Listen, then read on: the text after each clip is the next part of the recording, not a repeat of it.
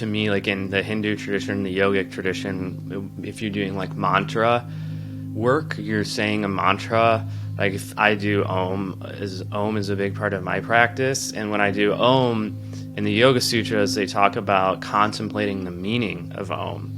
And in the tradition, it's referred to as Ishvara. Like Ishvara is kind of God, and Om is thought to be an actual manifestation of Ishvara. Mm-hmm. And so repeating Om for me, like I'll think about that beforehand. I'll think this term Om is God. So when I'm repeating Om, God is here with me.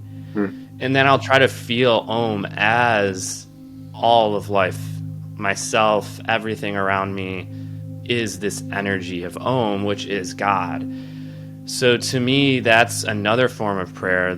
It's more kind of like a meditative form of prayer, I guess. But I still view that as prayer because it's not as simple as just listening to the sound of Om, which would be more of a traditional meditation where you're just focusing on the sound. Mm-hmm.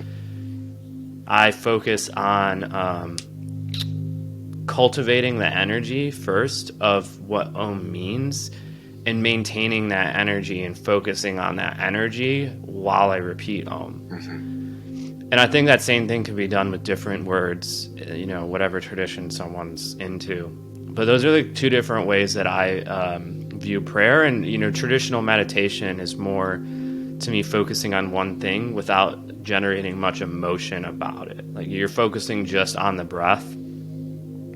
You're not thinking about what the meaning of the breath is. Mm-hmm. You're not trying to cultivate a feeling. Same thing if you're just, like I said, with Om.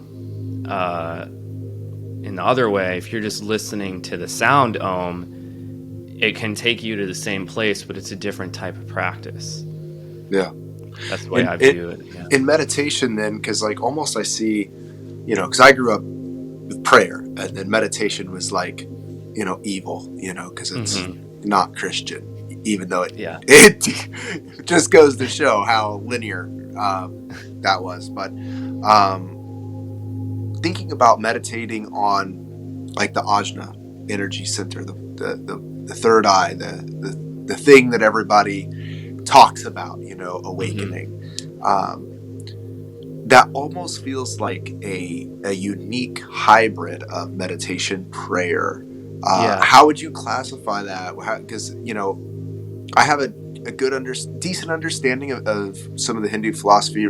I read the Gita, but I'm curious from your perspective of that, like, because it's weird for me to think about, like you said, meditating is I'm opening up to the presence of awareness that is here without much focused intention or allocating energy in a particular way. But this is about allocating energy to that area. And so, just some of the ajna meditation. Yeah. Well, I think like when it comes to like meditating with specific chakras, there's so many different ways people do it and teach it. So I feel like it's hard to give one conclusive answer on that. But from my understanding, usually I would say like what you're saying about it being a combination of prayer and meditation is accurate. I think it's kind of similar to what I was saying with Om when I'm trying to cultivate the energy of Om and feel the energy of Om while I repeat it. A lot of times with chakra meditations, we're trying to cultivate the energy of that specific energy center, and we're focusing our attention on that energy to a certain extent. And then a lot of times with chakra meditation, people are working with the energy within the spinal system, so like Kundalini type stuff too. And that would be maybe repeating a specific sound that's associated with that chakra. But I would say that, I agree that it's kind of like a combination, because it's not as simple as just like looking at the third eye without doing anything else. There's a focus on generating kind of an energetic and emotional quality too. How important is it to cultivate? Because I pray through my chakras. I've been doing that as a practice every day for a couple of years now, and I noticed too, just again with the trend of things and the eye. I have a friend. I won't name him, but he didn't know any of the other chakras. He's just like, oh, you're Ajna, your third eye, and I'm like, dude, like, you can't just skip, but I mean, but you can. I just don't know what the results would be. I don't know. I don't even know that. I just recorded a random YouTube video today just about how like the heart is, everything is, that's what hinges from the lower to the upper, right? And it's like, without the heart and without the throat, like what do you even do if that begins to open? You know what I'm like?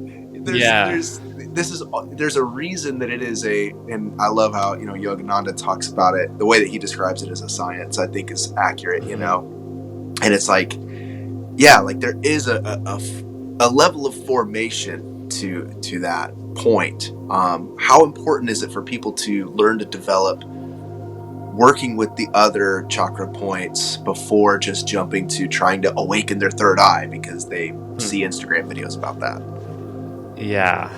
I mean, yeah, my personal take on that is that there needs to always be balance when we're working with like energy.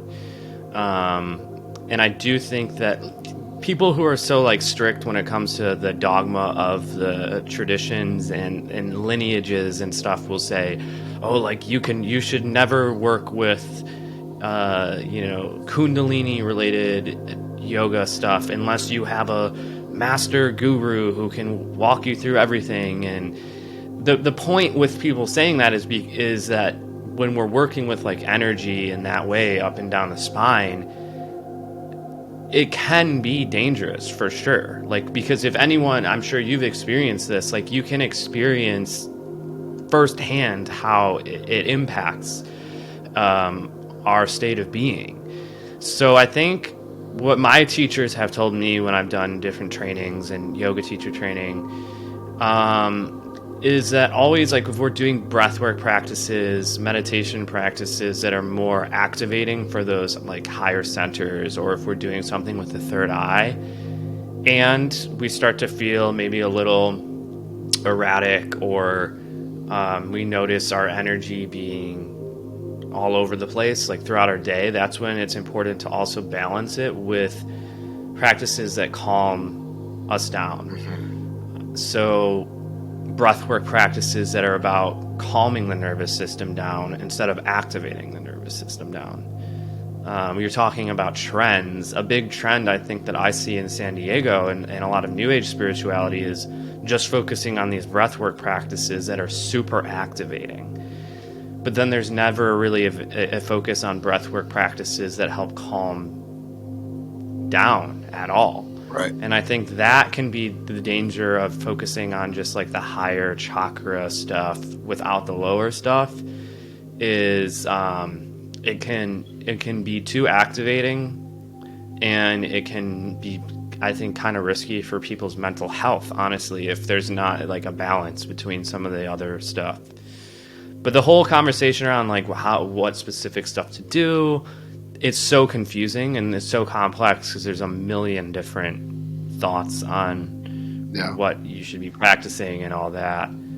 I know a lot of people would disagree with this, but my thing is like listen to your intuition and listen to teachers too, but also listen to your intuition. It's like if something feels like it's just helping you open your heart and you're feeling like a more loving person, I don't see any reason to change it. But if there's some other side effects, then that's when I think it's important to look at what other teachers who focus on that type of stuff say about what you should be doing.